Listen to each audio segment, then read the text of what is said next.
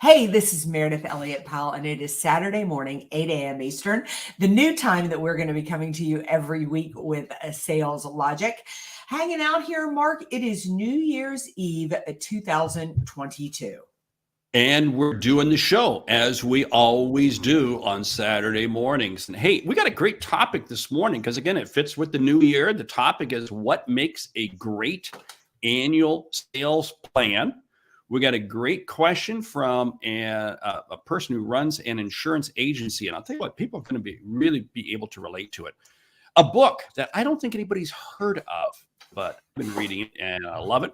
And of course, lightning round best practices for creating a simple annual plan. Simple. I like the word simple. Yeah, I like that. Yeah, I do too. I sort of feel like this is the calm before the storm, right? I mean, this is the last calm weekend before 2023 takes hold. So let's see if we can't get this audience going, give you some good ideas to kick off your 2023 strong. We prospect with integrity, we will get customers who have integrity. Integrity is the foundation from which everything is built on. You better understand value. But at the end of the day, sales is a relationship business. It is a people business. It is an emotional business.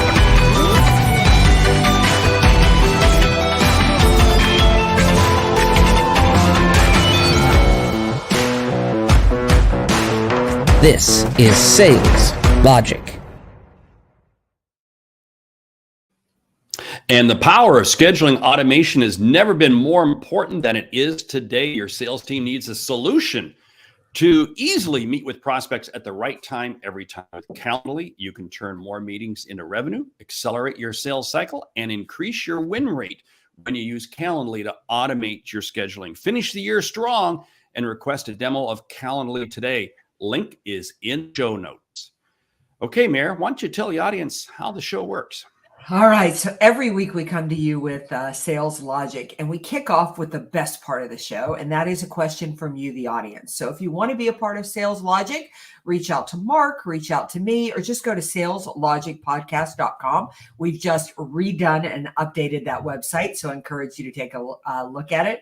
We have a hot topic. Recommend a book. And because we want you to leave with return on investment strategies that you can put into place immediately, we leave you with a lightning round. So, Mark, what is on tap for today? Well, the topic, as I said at the beginning, is what makes a great annual sales plan. And the question comes from Joan in Madison. I presume that's Madison, Wisconsin. She asks, I have my own insurance agency. Each year I make an annual plan.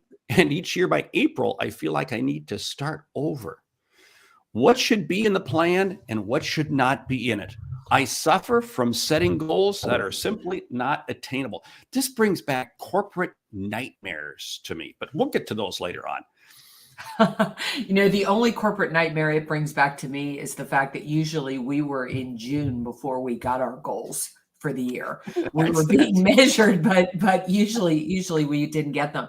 I think the key was in the last part of the statement, and that is that I set goals that are unobtainable.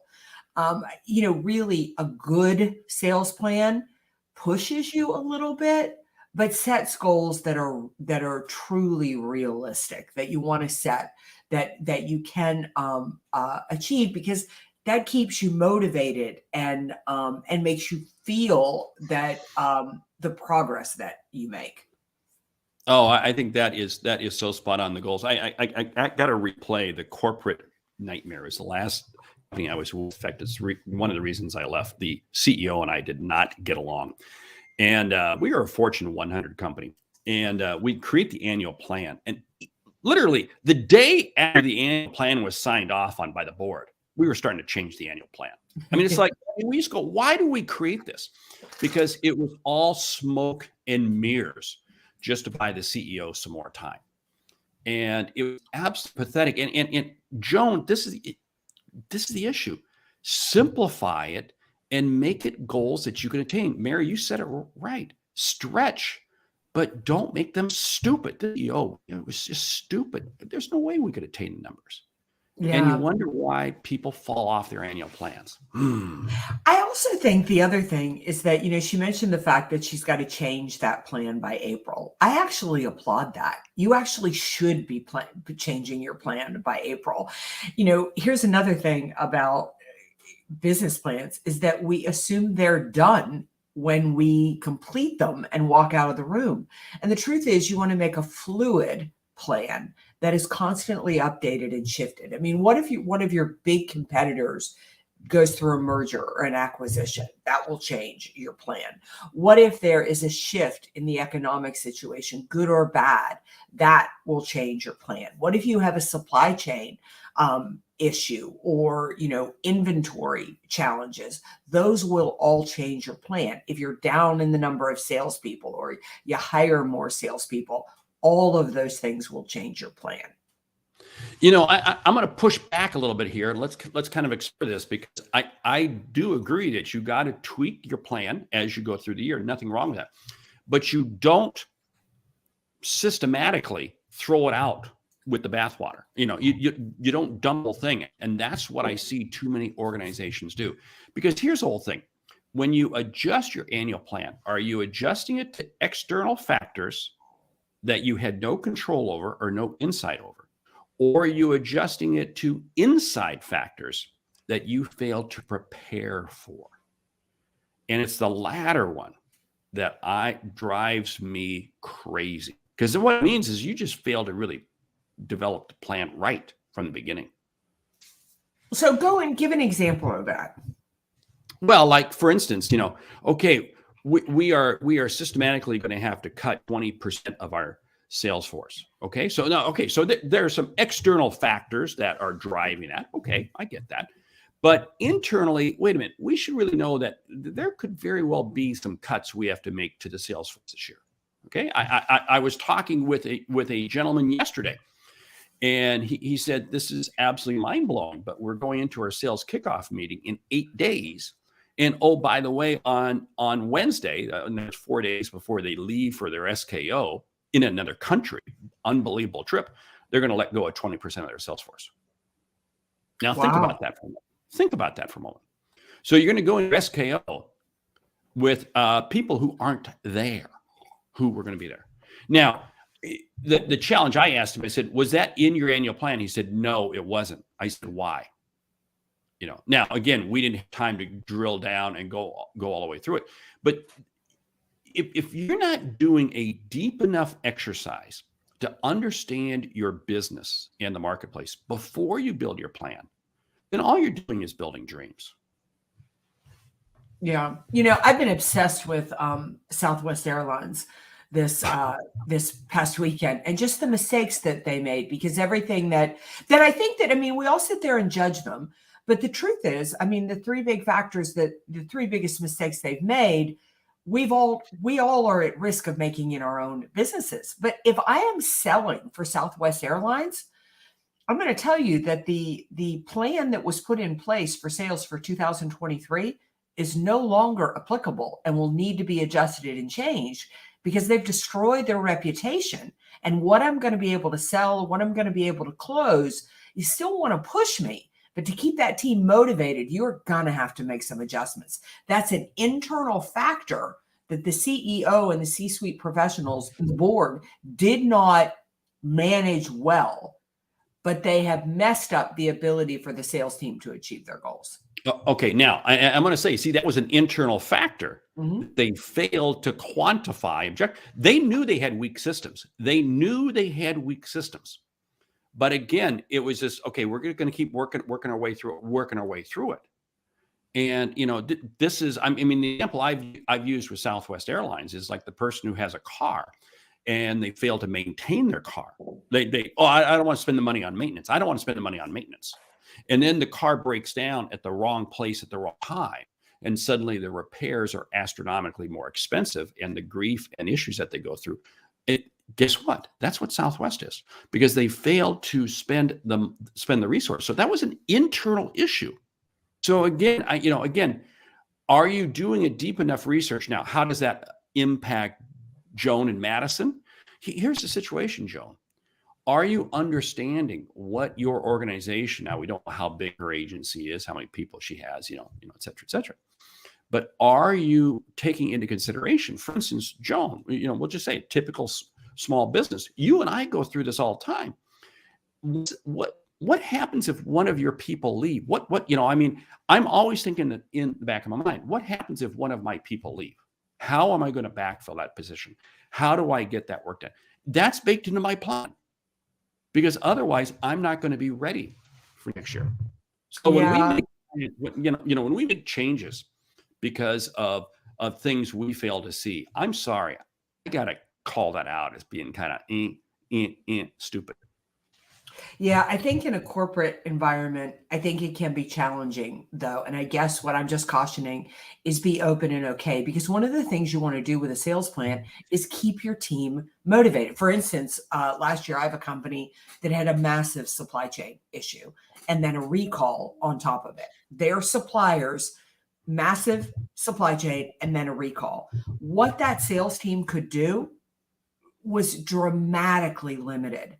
So we needed to adjust the plan because we need to I can't leave a goal out there based off supply you can't get and product you can't deliver, because the team can't stay motivated in that type of, they can't stay motivated in that type of environment. Yeah, that brings up a real issue, because supply chain issues have forced so many sales organizations to really just become inventory deployment people. Mm-hmm. That's all they're doing is managing. They're not even selling. And then we wonder why, when the supply chain issues go away, we're starting to see this now.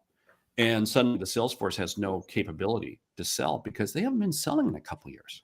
Mm-hmm. I mean, 10 years, I was doing a lot of work with Harley Davidson. And because of the boomers and because of the success of the Harley bike, their sales team was totally in inventory deployment. And then suddenly kind of the market shifted and they just lost their way.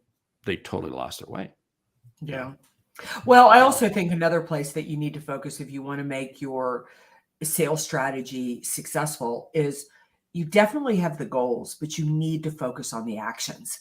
Everybody needs to have a clear path of how that goal is going to be accomplished. And the reason is because when we understand what we're doing and not doing, we understand why we move closer to the goal or what we're lacking to achieve the goal. And that allows you, that's probably the biggest part of the plan where we need to make adjustments all year long. Now, you just hit on something huge, because again, the goal is not, too many times we make the goal basically the scoreboard.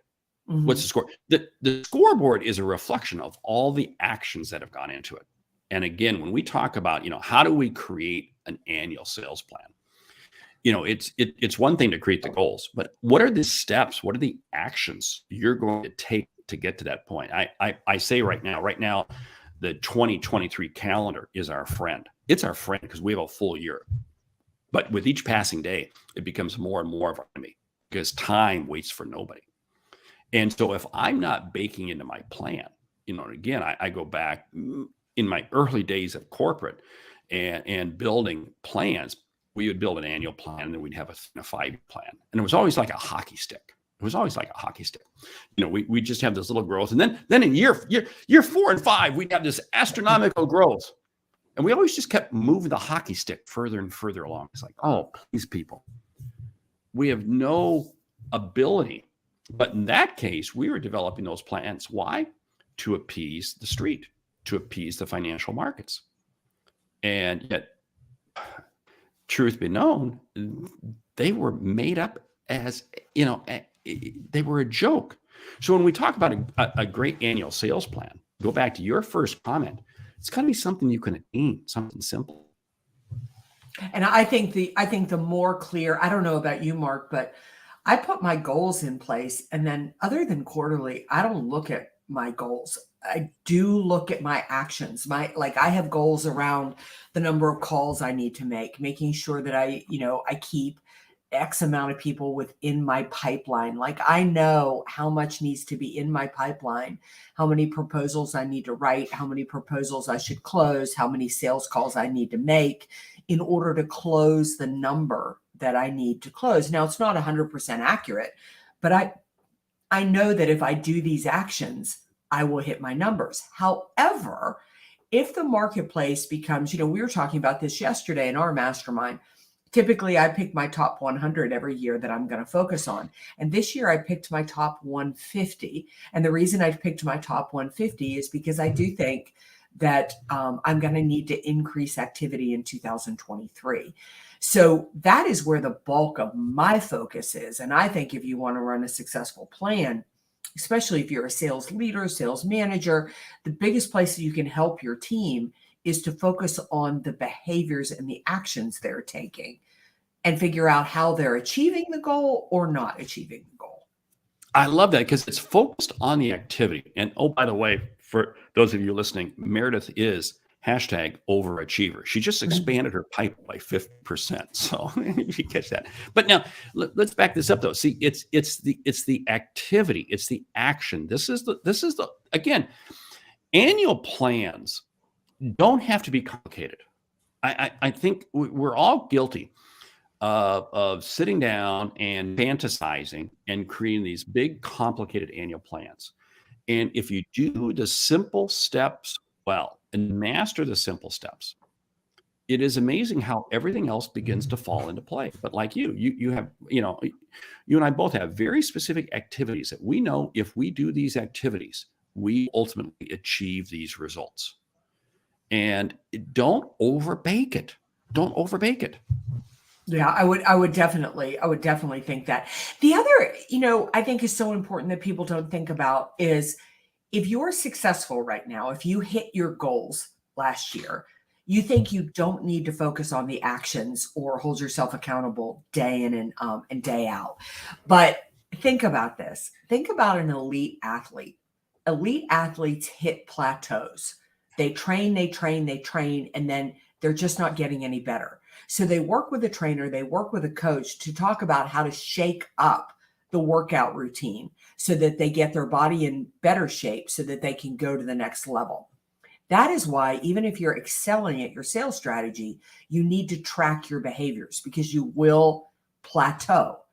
And if you plateau and you're hitting your goals, don't rest on your laurels. If you're hitting your goals, what if you shook it up a little bit? What if you did something different? Could you surpass those goals? What you just hit home. Remember, most people are too young to remember it, but the 4-minute mile. The 4-minute mile was something that was mankind was not going to be able to achieve. It was simply not. It was a barrier. And then Roger Bannister broke that record. And suddenly everybody else began breaking it. So if you're in that top 1%, if you're playing in that top 5%, don't think for a moment that that's where you rest on your laurels, as you said. No, because again, you can continue to push yourself, but it's the activities. And again, it comes back to keeping it simple. It's not rocket science. It's not rocket science. And here's the other thing. The activities have to be what you can control, within your business. I mean, this insurance agent, Joan, what is it that you can control? What's your marketplace look like? What's happening in your area? What are lines of insurance that you represent, the carriers that you represent? Maximize on those. Stay simple. And it's amazing at what you can achieve. Absolutely. Absolutely. And again, don't be frustrated that you need to adjust the strategy or change the strategy. But if the team is not achieving the goals, there's 2 reasons I think we don't achieve goals. 3, actually. I mean, the goal could be irrelevant, too high, or too, just wrong. The second is you're focused on the wrong target to achieve that goal. The third is that you don't have the right behaviors in place. You don't understand what it takes day in and day out to achieve that goal. And the daily actions are where the growth happens. Yeah. I'm going to add to that. The risk is if you wind up changing your plan too much, then your plan has no credibility. Mm-hmm. And others in your organization will begin to say, hey, what's the sense of the plan? This was, the company I was with, at the end, we would literally go through the process and literally go, this is going to be an absolute waste because it's going to change the day after, the board approves it. And so you got to make sure that you tweak it, adjust it, fine. But if the core elements don't remain in place, then something's wrong. Absolutely. That's just my perspective. Hey, before we tell you about the book we think you should read, let me remind you about Calendly. Accelerate your sales cycle and increase your win rate when you use Calendly to automate your scheduling. It's the tool we use to manage our work days and achieve our sales goals. In fact, that brings up an interesting point.